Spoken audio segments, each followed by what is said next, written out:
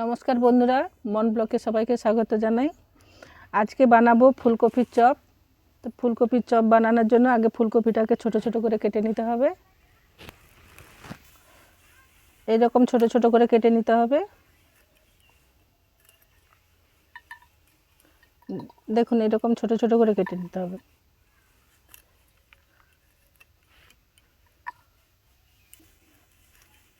এইভাবে ছোট ছোট করে পুরো কপিটা কেটে নিব।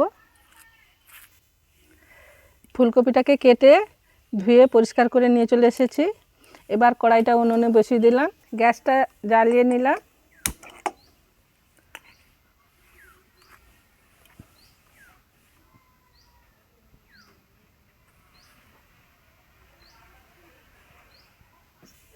কড়াইটা গরম হয়ে গেছে। এবার কড়াইতে সামান্য সরষের তেল দিয়ে দেব।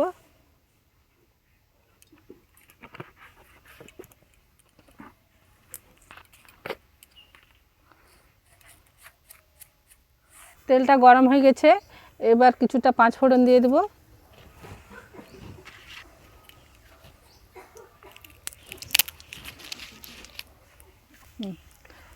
আদা কুচি একটু দিয়ে দেব।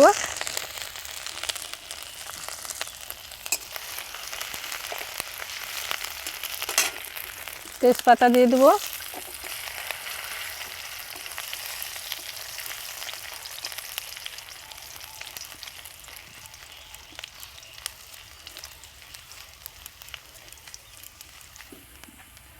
এরপরে ফুলকপিগুলো দিয়ে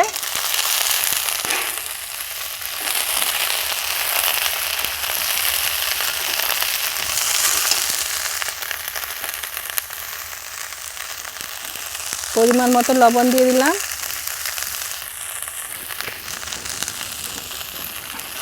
হলুদ দিয়ে দিলাম।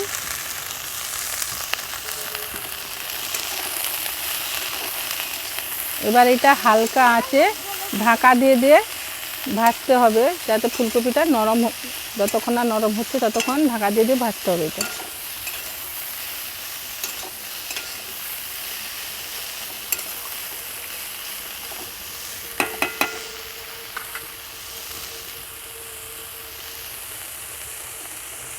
এবার ঢাকা দিয়ে দিলাম।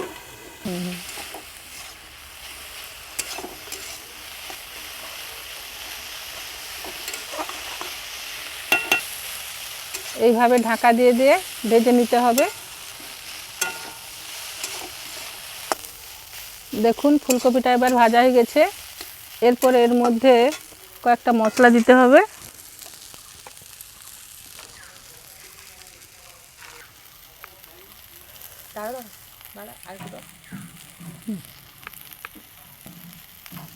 ধনে গুঁড়ো,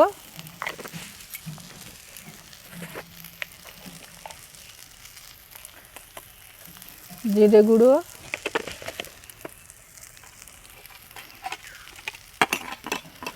কাঁচা লঙ্কা কুচি দিয়ে এবার একটু মশলাটা ভেজে নেব।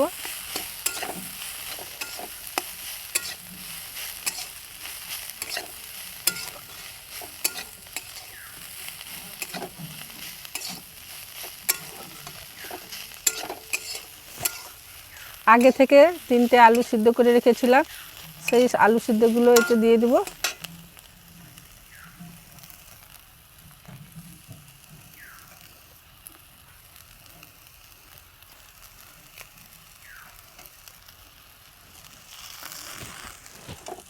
এরপর এটা এর সঙ্গে ভালো করে মিশিয়ে নেব।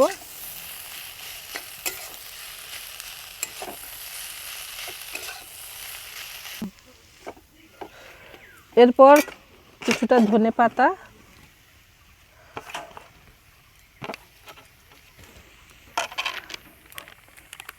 চাট মশলা দিয়ে মিক্সড করে নেব।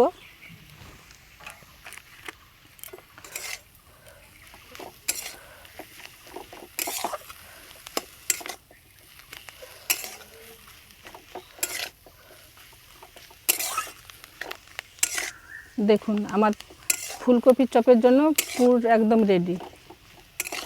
দেখুন পুরটা কত সুন্দর হয়েছে।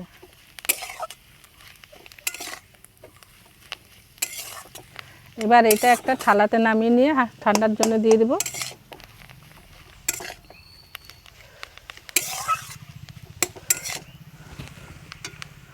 এবার এটা ঠান্ডার জন্য একটু মেলে দেব।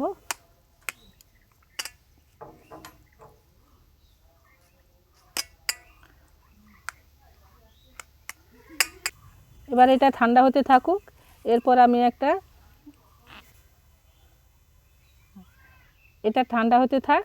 এরপরে এর মধ্যে আমি একটা ব্যাটার তৈরি করে নেব। ব্যাটারটা তৈরির জন্য প্রথমে 3 চামচ কর্নফ্লাওয়ার,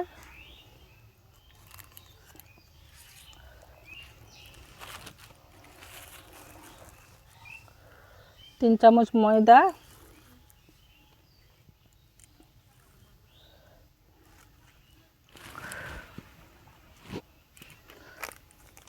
কিছুটা গোলমরিচের গুঁড়া,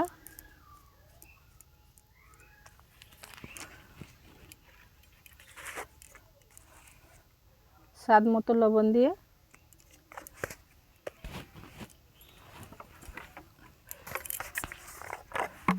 ভালো করে মিশিয়ে নেব।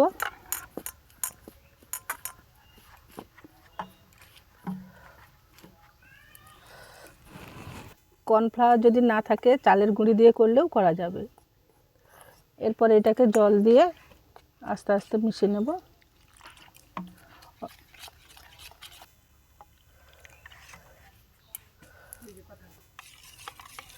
দেখুন আমার ব্যাটারটা একদম রেডি। এইভাবে ব্যাটারটা হবে।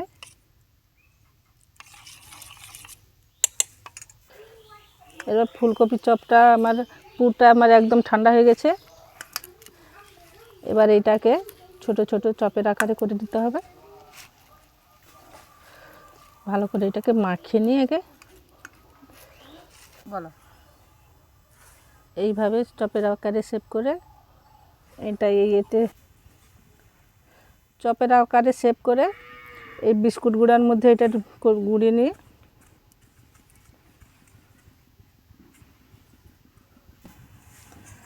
ব্যাটারের মধ্যে এটা ডুবিয়ে নিয়ে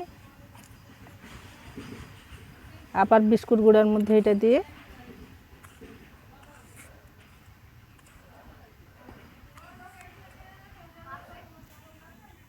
এক এক করে এরকম করে সবগুলো বানিয়ে নেব।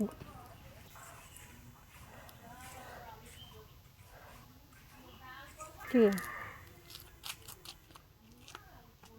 এইভাবে এক এক করে সবগুলো আগে তৈরি করে নেব।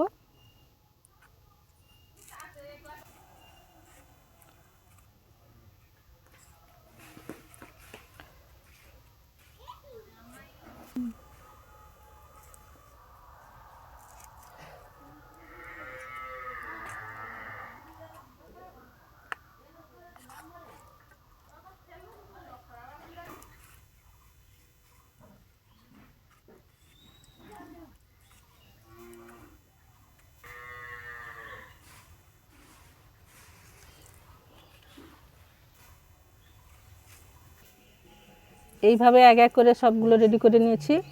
এরপর ভাজার জন্য কড়াইতে তেল দিয়ে দেব।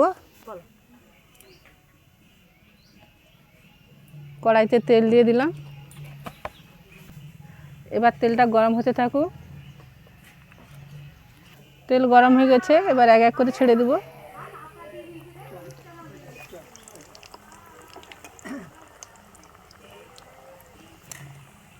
এটা বেশি আঁচে ভাজা যাবে না, হালকা আঁচে ভাজতে হবে। দেখুন বন্ধুরা, এগুলো ভাজা হয়ে গেছে। এবার নামিয়ে নেব। কত সুন্দর হয়েছে দেখুন। তবে এক এক করে সবগুলো ভেজে নেব।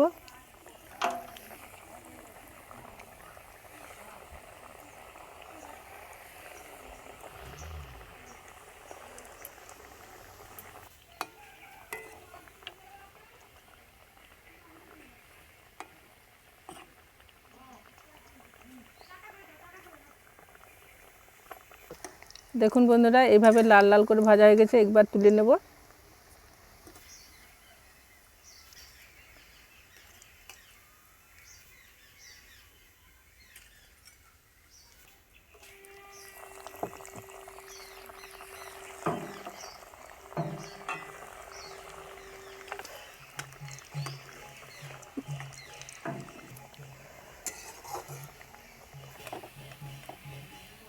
বন্ধুরা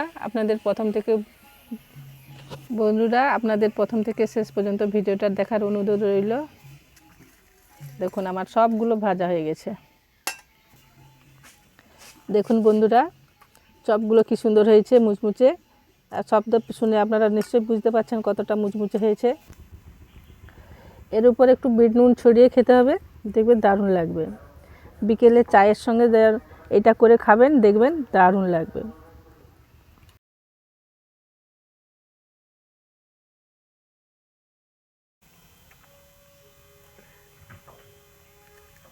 খুব দারুণ লাগছে, অসাধারণ লাগছে। ভালো লাগলে চায়ের সাথে আপনারা বিকেলে বানিয়ে খাবেন আর পাশে থাকবেন, লাইক কমেন্ট শেয়ার করবেন। খুব ভালো লাগছে।